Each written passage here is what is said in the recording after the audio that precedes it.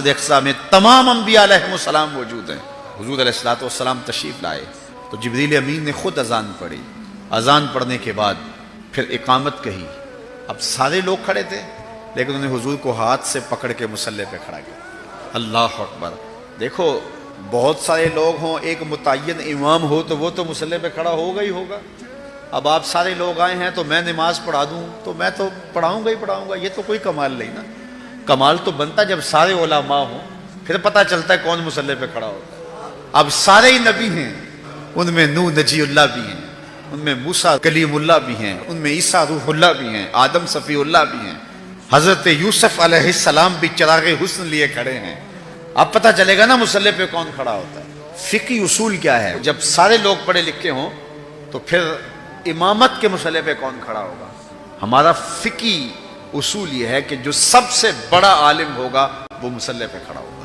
تو پھر جب سارے نبی کھڑے تھے اور وَعَلَّمَ آدَمَ الْأَسْمَاءَ كُلَّهَا کا تاج بھی سر پہ رکھے ہوئے تھے، لیکن مصلی پہ حضور آئے. اس بات کا اعلان ہے صف انبیاء میں سب سے بڑا عالم ہے تو آمنہ کا لال ہے.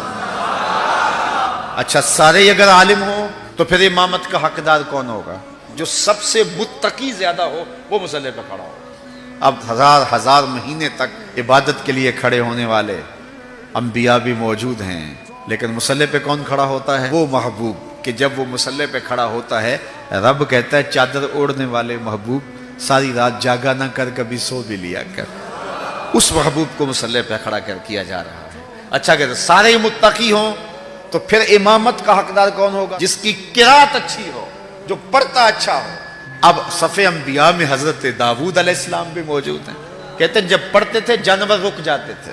اللہ اکبر. اللہ نے ان کو جو لہجہ دیا ہوا تھا لیکن مصلی پہ حضور کو کھڑا کیا جا رہا ہے. اس لیے کہ حضرت ابو موسیٰ عشری رضی اللہ تعالیٰ عنہ فرماتے ہیں فجر کی نماز تھی، حضور تھے، سورہ والضحیٰ کی تلاوت تھی، ابھی تک نشہ ہی نہیں اترتا.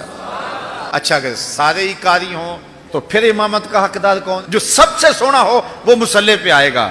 اب یوسف بھی صفوں میں کھڑے ہیں، انبیاء بھی صفوں میں کھڑے ہیں، نبی اللہ کا سونا ہوا ہے لیکن حضور مصلی پہ کھڑے ہیں. حضرت یوسف کو اعتراض نہیں ہوتا، وہ جانتے ہیں میں حسین ہوں تو یہ آسن ہے، تو اس لیے حضور مصلی پہ کھڑے ہیں. میں کہتا ہوں سارے فضائل حضور کو حاصل تھے، سارے نبی بھی پیچھے کھڑے ہو گئے. جبریل ہاتھ باندھ کے عرض کرتا حضور ساری عظمتیں اپنی جگہوں پہ، لیکن میری مجبوری ہے کہ میں نور ہوں اور آپ بشر ہیں، اس لیے مصلی پہ کھڑا ہونا میرا حق ہے. لیکن جبریل اقامت پڑھ کے پیچھے کھڑے ہو گئے، حضور کو آگے کھڑا کر کے اس بات کا اعلان کیا کہ وصفی اعتبار سے بھی حضور افضل ہیں، جنسی اعتبار سے بھی حضور